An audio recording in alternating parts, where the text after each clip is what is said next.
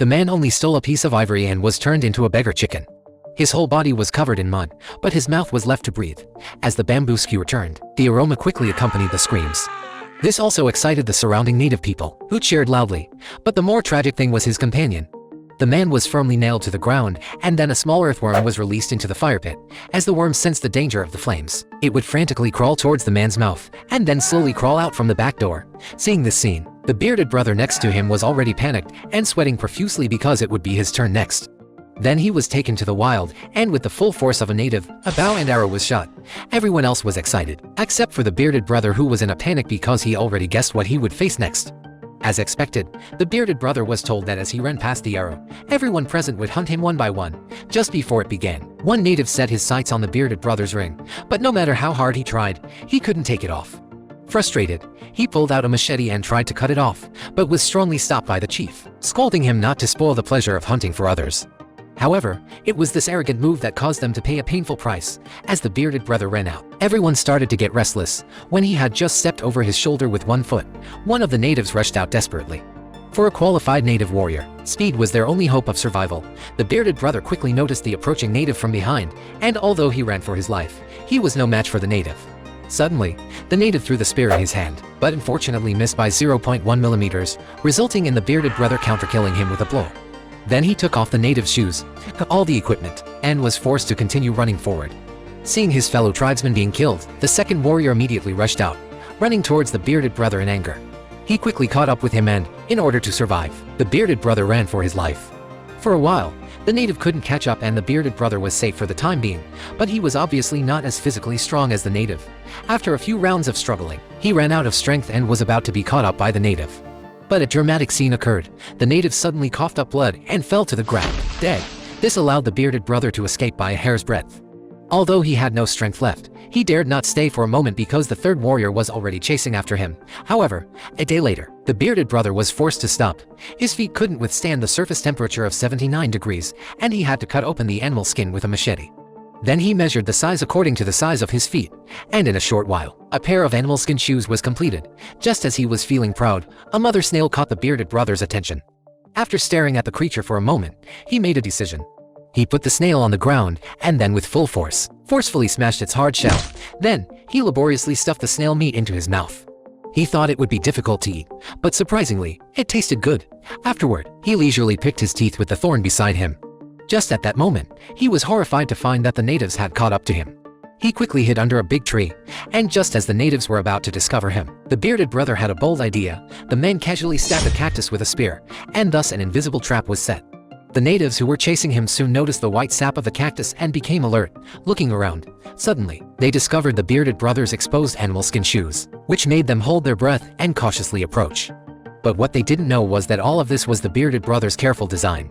Just as the native raised his weapon with a ferocious expression, the bearded brother used all his strength to slash the native's waist with a knife. With a scream, he successfully dealt with the third trouble. But even bigger trouble awaited him. At this moment, a group of natives were desperately searching for him, and what's worse was that the bearded brother had no outdoor experience. He couldn't even handle a wild chicken. On the contrary, the natives who were chasing him were experienced hunters. Taking advantage of the absence of leather and relying on their seasoned hunting experience, they quickly shot and killed the separated Joshui with their spears. However, the bearded brother worked hard for a day and didn't even catch a fly. At this rate, even if he wasn't killed by the natives, he would starve to death, so he quietly approached a herd of antelopes in search of a target. He happened to find a lone female antelope and without hesitation, he threw his spear with all his might. This time he succeeded, but just as he was about to retrieve his prey, a lion beat him to it. The bearded brother could only watch as his food was taken away by the lion. To make matters worse, the group of natives discovered the footprints he left behind and immediately ran towards his direction. It seemed that the bearded brother also realized this and quickly ran through the jungle, planning to escape along the river. However, he was blocked by a crocodile. He could only temporarily take refuge in the forest. Just as one native carefully searched for his tracks, the bearded brother suddenly jumped from a tree and fiercely slashed the native's neck. He quickly grabbed his gear and prepared to run, but he was almost hit by another native who rushed over. The bearded brother felt a strong sense of danger and grabbed a handful of dirt, throwing it towards the native's eyes. This temporarily disoriented the native, allowing the bearded brother to hit his hand and knock his knife away, and then he cut the native's throat. He then continued to run forward, but what he didn't know was that the sight of his fellow tribesmen being killed one after another had completely enraged everyone. So the chieftain made a crazy decision and launched the entire tribe's warriors. The man blew a breath into the hay and set it on fire. Then he lit his arrows and shot a wall of fire, trapping the natives who were chasing him. Seeing the helpless and embarrassed look of the natives, the bearded brother danced with excitement. After days of fear, he finally survived in this moment. His tense nerves finally relaxed. The natives could only helplessly retreat, and their consecutive failures caused them to have disagreements. Others began to question the chief's ability, and a fierce argument broke out. Some even directly left. Seeing the back of his companions, the angry chief thrust his spear into the body of the person. Other people can only obediently continue on the road of chasing Huzije again.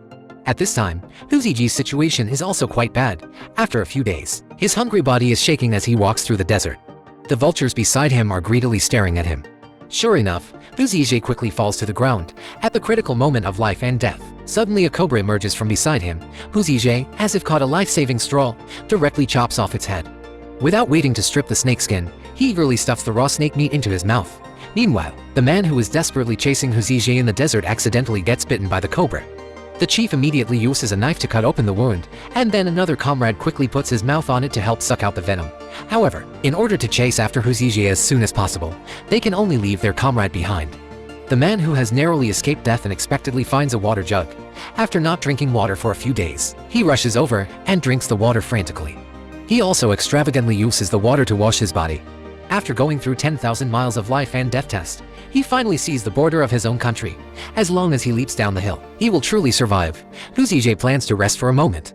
Who knows that suddenly an arrow shoots next to him? It turns out that the natives who were chasing him have already arrived right under his nose.